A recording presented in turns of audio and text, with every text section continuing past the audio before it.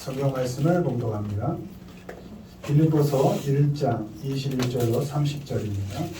신약성경 319페이지 빌립보서 1장 21절로 30절 우리 교독합니다. 이는 내게 사는 것이 그리스도니 죽는 것도 유익함이라. 그러나 만일 육신으로 사는 이것이 내게 열매일진데 무엇을 택해야 할지 나는 알지 못하노라. 내가 그 둘 사이에 끼었으니 차라리 세상을 떠나서 그리스도와 함께 있는 것이 훨씬 더 좋은 일이라 그렇게 하고 싶으나 내가 육신으로 있는 것이 너희를 위하여 더 유익하리라. 내가 살 것과 너희 믿음의 진보와 기쁨을 위하여 너희 무리와 함께 거할 이것을 확실히 아노니 내가 다시 너희와 같이 있으므로 그리스도 예수 안에서 너희 자랑이 나더라 말미암아 풍성하게 하려 합니다. 오직 너희는 그리스도의 복음에 합당하게 생활하라. 이는 내가 너희에게 가보나 떠나 있으나 너희가 한 마음으로 서서 한 뜻으로 복음의 신앙을 위하여 협력하는 것과 무슨 일에든지 대적하는 자들 때문에 두려워하지 아니하는 이 일을 듣고자 합니다. 이것이 그들에게는 멸망의 증거요 너희에게는 구원의 증거니 이는 하나님께로부터 난 것이라. 그리스도를 위하여 너희에게 은혜를 주신 것은 다만 그를 믿을 뿐 아니라 또한 그를 위하여 고난도 받게 하려 하심이라. 너희에게도 그와 같은 싸움이 있으니 너희가 내 안에서 공부하여 이제도 내 안에서 듣는 바니라. 아멘. 오늘은 고통 중에도라는 제목으로 말씀을 전합니다.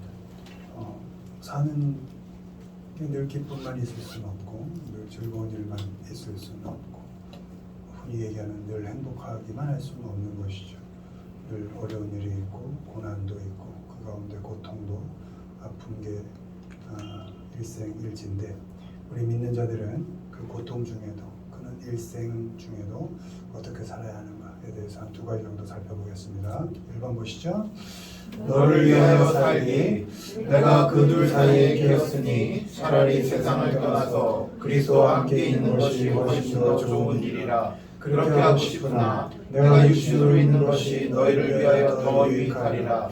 내가 살 것과 너희 믿음의 진보와 기쁨을 위하여 너희 무리와 함께 거할 이것을 확실히 아노니 내가 다시 너희와 같이 있으므로 그리스도 예수 안에서 너희 자랑이 나로 말미암아 풍성하게 하려 함이라. 아멘. 아멘. 지금 빌립보서 바울은 지금 옥에 있습니다. 바울은 옥에 있으면서 자신이 사는 것과 죽는 것 사이에 갈등하고 있다. 그 둘 사이에 끼어 있다. 이렇게 고백하고 있습니다. 원어로 톤으로 되어 있습니다. 톤은 티어라는 찢다, 그러니까 찢겨진다, 이렇게 찢겨져 있다. 이런 죽음과 삶 사이에 나는 지금 찢겨지는 고통을 당하고 있다. 이런 표현을 하고 있는 것입니다. 죽는 것과 사는 것 사이에 몸이 찢어지는 것과 같은 그런 고통을 당하고 있다. 얼마나 아팠으면 바울은 차라리 세상을 떠나는 것이 훨씬 좋겠다. 죽는 게 좋겠다. 죽고 싶다. 정말 죽고 싶다. 훨씬 더 좋겠다는 건 정말 난 죽고 싶다. 이런 표현입니다. 얼마나 아픈 시간이었으면, 얼마나 고통스러운 시간이었으면 그렇게 이야기했겠습니까? 바울은 차라리 죽는 것이 나은 그 형편 속에서도 그렇지만 자신이 놓여 있는 그 형편과 상황과 조건을 탓하지 않았습니다. 내가 예수 그리스도를 위하여 지금껏 그렇게 일했는데 한눈 팔지 않고 오직 복음을 위하여 열심히 살았는데 끝이 이게 뭔가 라고 하나님을 원망하거나 자신이 지금 놓여 있는 그 처참한 그 형편을 탓하지 않았습니다. 그것 때문에 함께 했던 사람들, 동역자들, 자신을 도왔던 그 사람들을 불평하거나 그들을 핑계대지 않았습니다. 함께하고 또 함께했던 사람들을 탓하거나 그들을 욕하지 않았습니다. 판단하고 정죄하지 않았습니다. 우리 보통 아프고 힘들면 먼저 형편 탓하는 게 인지상정 아닙니까? 함께했던 사람들 잡는 게 가장 먼저 그렇게 하게 되죠. 누구 탓하게 되고 누구 형편하게 되고 최대한 내 탓은 나중으로 돌리게 되잖아요. 누구 때문이라고, 어떤 형편 때문이라고. 그러나 바울은 찢겨질 정도로 죽고 싶을 정도로 아픈 그 상황 속이지만 그 형편 탓하지 않았고 사람들 탓하지 않았고 더 나아가 하나님 탓하지 않았다는 것입니다. 오히려 바울은 그 힘든 조건 속에서도 함께했던 그 사람들, 여기서는 빌립보에 보낸 편지니까 빌립보에 있는 그 성도들, 너희들을 위하여 내가 정말 죽고 싶지만 난 살아야겠다. 너희를 위하여 내가 살겠다. 이렇게 고백하고 있습니다. 왜? 바울 자신이 살아있는 것이 그 빌립보 교인들, 그 사람들에게 더 유익이 되는 것을 알았기 때문에 나는 여기서 죽는 게 좋아. 차라리 죽는 게 나을 정도로 너무 아파, 힘들어. 그렇지만 내가 어떻게든 지금 버티고 견뎌서 내가 살아가는 것이 너희에게 조금이라도 유익이 된다면 난 이 고통 감당하고 어떻게든 살겠다. 이렇게 고백하고 있는 것입니다. 내 꿈, 내 비전이 아니라 누군가를 위해서 오늘을 겪어내고 견디며 살아가는 사람들이 많이 있습니다. 여러분들도 그런 시간들이 더 많지 않았습니까? 나아지지 않는 삶이지만 오늘 아이들을 먹이고 입히고 가르칠 수 있기 때문에 어쩌면 하루하루를 버티며 살아가는 많은 부모들이 있을 것입니다. 삶이 넉넉해서요? 아니요. 나가서 사람 대접 받아서요? 아니요. 죽을 만큼 아플지라도 내가 지금 누구를 위하여 오늘을 살아내어야 한다면 나를 위해서가 아니라 너를 위해서. 그게 자녀든 그게 부모든 그게 형제든 이웃이든 그 누구를 위해서라도 아프지만 나 오늘 살아내겠다. 바울은 함께했던 사람들의 믿음의 진보와 기쁨을 위해서 살아있기로, 살아서 그들과 함께 계속하게 있기로 그렇게 다짐을 합니다. 그들의 믿음을 강하게 하기 위해서 함께 있어주기로 합니다. 그들의 기쁨을 넘치게 하기 위해서 같이 있어주기로 합니다. 무슨 대단한 일을 할 수 있어서 의미가 되어주는 것이 아닙니다. 도저히 살 수 없고 숨 쉬는 것조차 벅차 보이는 그 형편 속에서도 함께 살아주고 견뎌주는 그 너를 보며 힘을 내는 것입니다. 너의 뒤에서 너를 붙잡고 함께 살아주시는 하나님의 은혜가 감사하게 생각되는 것입니다. 아멘. 우리를 함께 있게 하시고 살게 하시는 하나님을 향한 믿음이 너를 자라게 하고 너를 보고 이 힘든 시간을 겪어내고 있는 나 또한 자라게 하는 것을 믿기 때문에 아멘. 그저 너의 자리 너 옆에 그대로 있겠다, 그렇게 살겠다는 것입니다. 같이 있어주는 너 때문에 나의 기쁨이 풍성하게 되는 것입니다.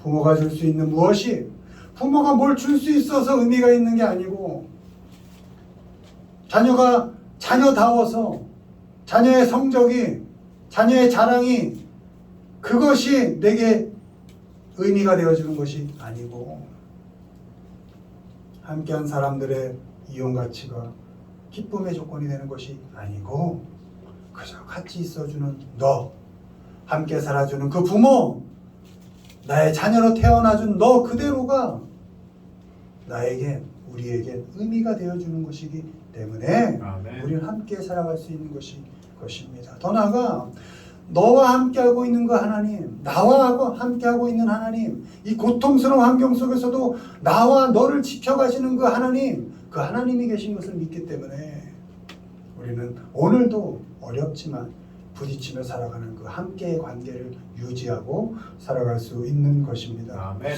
몸 이것저것 멀쩡한 곳이 없고 하루하루 늙어가지만 약도 먹고 운동도 하면서 자녀와 같이 할 수 있는 그 시간을 늘려가는 것, 그것이 자녀들에게 기쁨이 되는 것입니다. 아멘. 건강하게 자라주는 그 자녀들과 함께 할 수 있는 것만으로도 부모에게는 큰 기쁨이 되는 것입니다.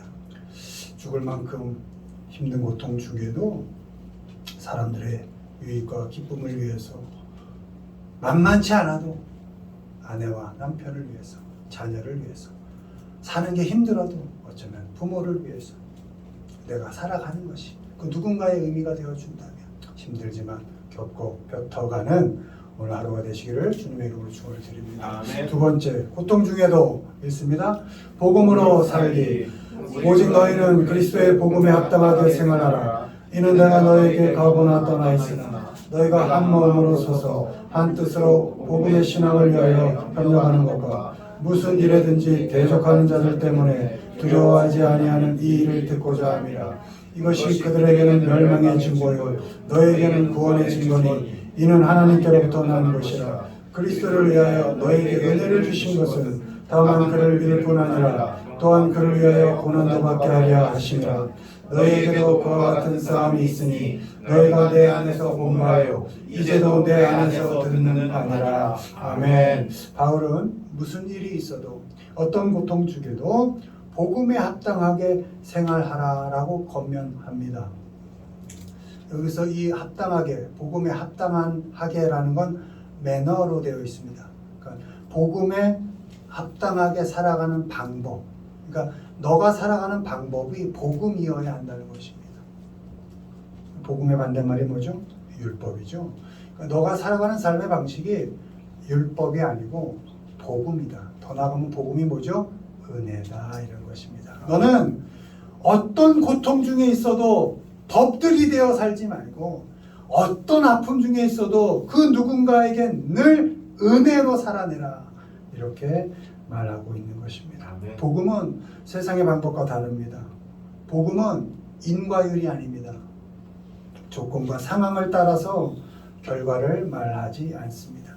지금의 내가 나된 것이 하나님의 은혜인 것처럼 복음은 은혜이고 선물입니다. 조건 없이 결과로 우리에게 주어진 것, 그것이 복음이고 은혜입니다. 그래서 복음은 기쁜 소식인 것입니다. 내가 살아온 방식대로 나에게 원인이 있다면 하나님은 당장 나를 죽여도 합당한 처분일 것입니다. 여러분, 하나님의 말씀에 합당하게 살아가고 계십니까? 그렇지 못합니다. 우린 뼛속부터 죄인이기 때문에 하나님이 의인이라 칭함을 주셨지만 여전히 죄의 속성을 갖고 있기 때문에 우리 늘 선택을 더 악한 것으로, 더 죄된 것으로 하게 되어 있습니다. 우리의 속성이 그렇습니다. 그래서 하나님은 매일매일 우리를 용서하십니다. 매일매일 은혜로 나답게, 하나님의 자녀답게 만들어가고 계신 것입니다. 그래서 복음은 기쁜 소식인 것입니다. 복음의 방법으로 살기 위해서 한 마음이 되고 한 뜻으로 잘 협력해라.